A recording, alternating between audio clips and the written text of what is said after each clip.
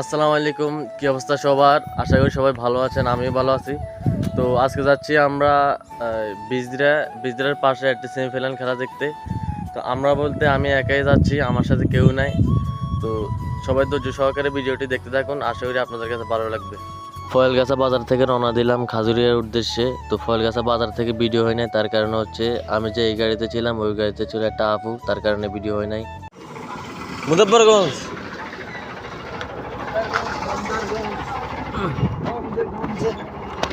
এখন রওনা দিলাম মুজফ্ফরগঞ্জ বাজারের উদ্দেশ্যে। তো সবাই ধৈর্য সহকারে ভিডিওটা দেখেন, আশা করি আপনাদের কাছে ভালো লাগবে।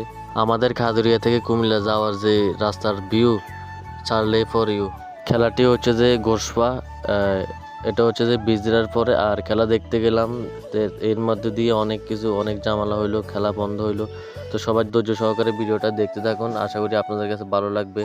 তো দেখতে দেখতে লক্ষ্মীপুর বাজারে চলে আসলাম। ভিডিও এমনিতেই অনেক লং হয়ে গেছে, তার কারণে পুরোপুরি ভিডিও করা হয় নাই। চলে আসলাম মুজফ্ফরগঞ্জ বাজারের আগে কলাপাতা রেস্টুরেন্ট।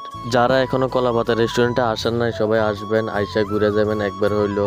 দেখতে দেখতে চলে আসলাম মুজফ্ফরগঞ্জ বাজারে। মুজফ্ফরগঞ্জ বাজারে বলতে গেলে অল টাইমে জাম থাকে, বিশেষ করে অটো আর সিএনজির কারণে বেশিরভাগ জামটা লাগে। আর বাসের কথা তো নাই বললাম, বাসের কিন্তু নিজস্ব একটা স্টপ আছে, ওইখানে না দাঁড়িয়ে বাসগুলো রাস্তার মধ্যে দাঁড়ায়, তার কারণে অনেক সময় অনেক জাম লাগে। মুজফ্ফরগঞ্জ বাজার থেকে আরো একটি সিএনজি নিয়ে চলে যাচ্ছি আমরা বিজরার উদ্দেশ্যে। তো আজকে আমাদের কপাল ভালো ছিল, তার কারণে বেশি একটা জাম পড়ে নাই, মোটামুটি ভালোভাবে আসতে পারছি।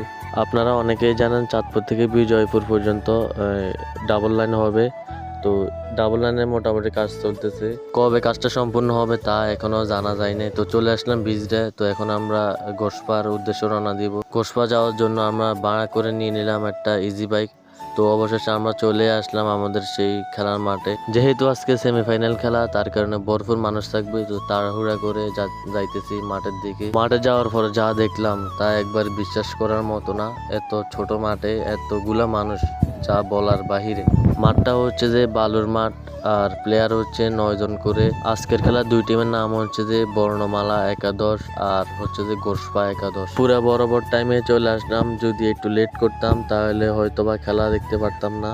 ধাক্কি করে এক পাশে দাঁড়াইলাম, আর ইতিমধ্যে খেলাও শুরু হয়ে গেল। পুরা খেলা তো দেখাতে পারবো না, তার কারণ হচ্ছে যে পুরা ভিডিওটা অনেক বড় হয়ে যাবে। আজকের এই ম্যাচে কে জিতলো আর কে হারলো তা খেলার শেষে বলে দেওয়া হবে। তো সবাই ধৈর্য সহকারে ভিডিওটা দেখতে থাকুন, আশা করি আপনাদের কাছে ভালো লাগবে। তো দেখতেছি আমরা একটি কর্নার কিকে দেখা যাক